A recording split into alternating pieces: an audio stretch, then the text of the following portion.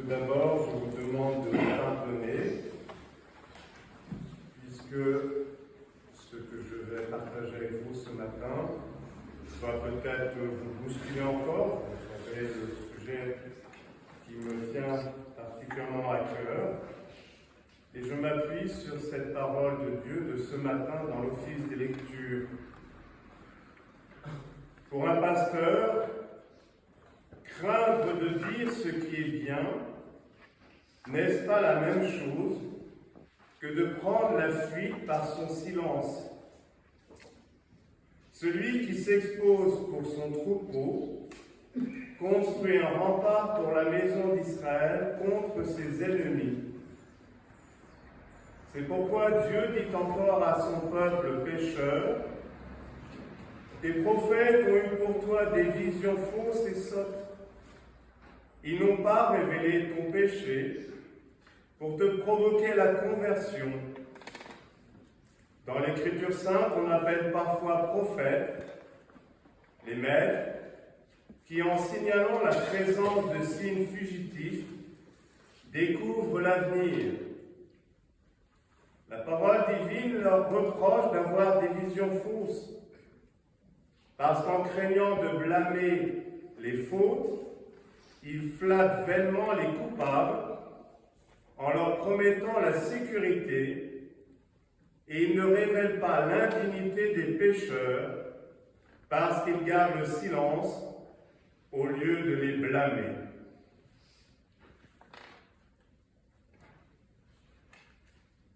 Cette parole dans l'office des lectures pour nous aider à ne pas nous contenter d'écouter la parole, mais de la mettre en pratique. Nous avons entendu les actualités récentes, toutes récentes, d'hier, de ce qui se passe en Israël. Le peuple d'Israël est le peuple élu, le peuple qui a eu les prophètes, le peuple qui a reçu les tables de la loi. Il y a eu Moïse. Le peuple aussi d'où est né le Messie. Nous avons entendu dans l'Évangile le maître qui part en voyage, il en fait confiance. Il loue sa vigne. Et il attend effectivement que cette vigne porte du fruit. Il envoie au moment de la récolte ses serviteurs pour aller justement recevoir les fruits de la vigne. Et les vignerons, au lieu effectivement de donner le produit de la vigne, tuent. Il envoie d'autres, ils font de même. Il envoie son fils, ne tueront pas mon fils. Quand même. Il le tue quand même, pour avoir l'héritage. Vous voyez bien de qui il s'agit. Les prophètes qui ont été tués, Dieu qui nous envoie son Fils, le Fils qui est crucifié, et ils ne comprennent toujours pas. Ils attendent toujours le Messie. Nous avons aussi reçu cette bonne nouvelle. Nous avons aussi tué, puisque dans l'Église, l'histoire de l'Église le montre, nous avons eu l'Inquisition, nous avons eu la Saint-Barthélemy, nous avons eu plein de choses dans l'Église. Et nous continuons à ne pas comprendre que la pierre qui a été rejetée, la pierre angulaire, alors, le Seigneur nous dit dans l'Évangile: le royaume de Dieu vous sera enlevé pour être donné à une nation qui lui fera produire ses fruits. Nous voyons bien que dans l'Évangile et dans la première lecture que nous avons entendue, Dieu a donné une vigne, effectivement, il nous a donné cette humanité. Le monde a travaillé, le monde justement à faire pousser, donc avoir le souci de la vigne. Avoir le souci de la vigne et de comprendre la sollicitude et la miséricorde de Dieu qui va jusqu'à nous envoyer son propre Fils pour une seule, unique raison, celle du pardon. Celle justement qui est venue pour nous sauver, pour sauver toute l'humanité, pour sauver la vie. Pour nous dire, est-ce que vous allez rester là, devant les événements, devant l'actualité récente là. Nous savons qu'Israël a la bombe atomique. Et que les événements qui se passent là actuellement, nous ne sommes pas totalement, justement, éloignés de ces événements, parce que les conséquences peuvent être très graves pour le monde entier. Et donc demander effectivement au Seigneur de recevoir la miséricorde. Nous sommes la seule religion. Nos frères juifs n'ont pas reçu cette miséricorde, puisqu'ils attendent encore un Messie. Nous, chrétiens, nous avons effectivement ce sacrement. Mais nous ne le recevons pas. Aujourd'hui, j'ai une assemblée tout correcte. Vendredi, je suis seul. Heureusement qu'il y a des nuits de rosaire, où là, à Notre-Dame-de-France, j'ai pu justement confesser. C'est un marathon. Et là, effectivement, on m'a vu fatigué, on m'a vu tremblant hier après le mariage. Mais parce que justement, on n'a pas de temps à perdre. Parce qu'il y a urgence, parce que la maison brûle, parce que notre monde est en danger. Et donc, du coup, effectivement, je peux être de ces prophètes qui vont caresser dans le sens du poil, qui vont chercher à séduire, ou alors faire de l'activisme.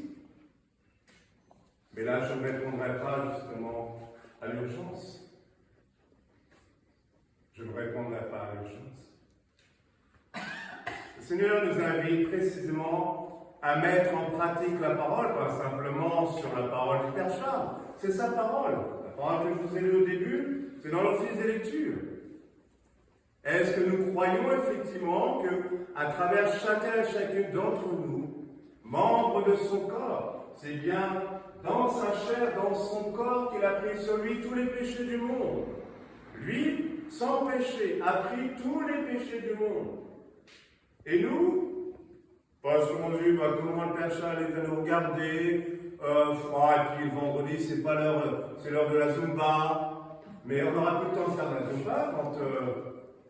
Est-ce qu'il faut attendre? C'est le drame de notre humanité. Je le disais là dans cet évangile. C'est moi qui vous ai choisi afin que vous alliez, que vous portiez du fruit, et que votre fruit demeure, dit le Seigneur. Nous sommes invités à porter du fruit. Nous sommes invités à mettre en pratique cette parole, ne pas nous contenter de l'écouter. Le problème de notre humanité, c'est, comme nous l'avons entendu dans le psaume, Dieu de l'univers fait-nous revenir que tout village s'éclaire et nous serons sauvés. Ce n'est que devant le danger imminent que l'homme se réveille.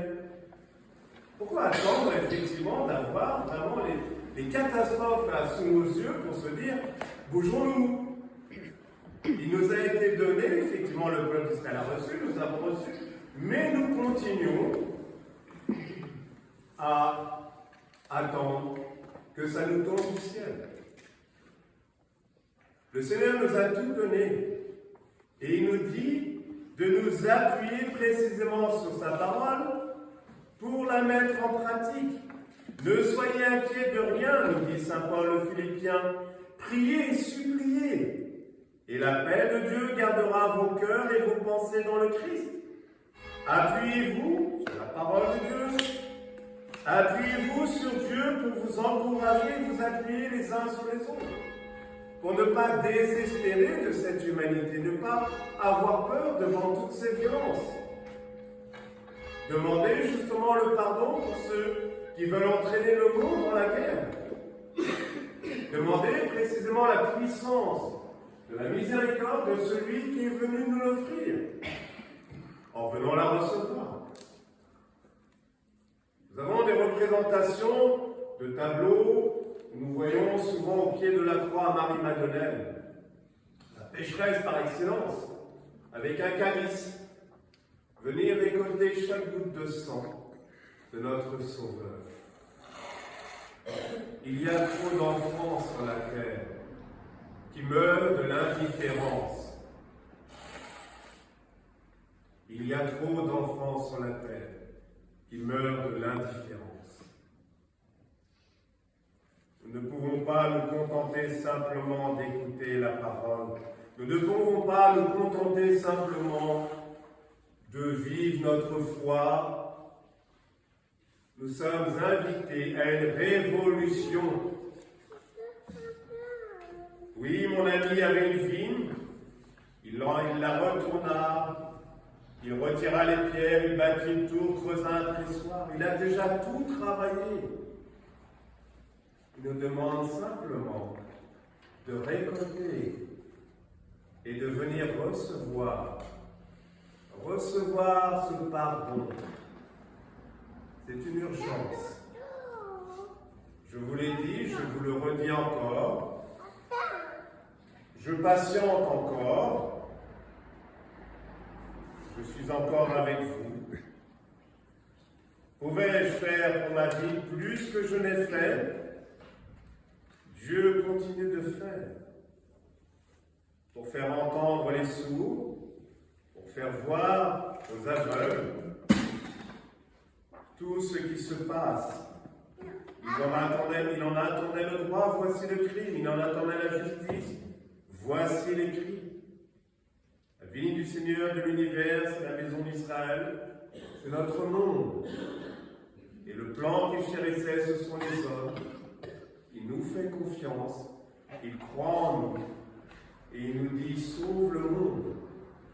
En me laissant te sauver, viens recevoir ce que le monde ne sait plus recevoir, la guérison du monde et le salut pour tous. Oui, ceux qui ont reçu la parole pour le salut du monde et qui ne la mettent pas en pratique sont ceux qui laissent la vie dépérir. Le royaume de Dieu vous sera enlevé pour être donné à une nation qui lui fera produire ses fruits. Le Seigneur cherche justement toujours, non pour accuser, mais pour que cette pierre angulaire, nous puissions comprendre ce à quoi elle sert. Je ne suis pas venu pour juger ni condamner, mais pour sauver.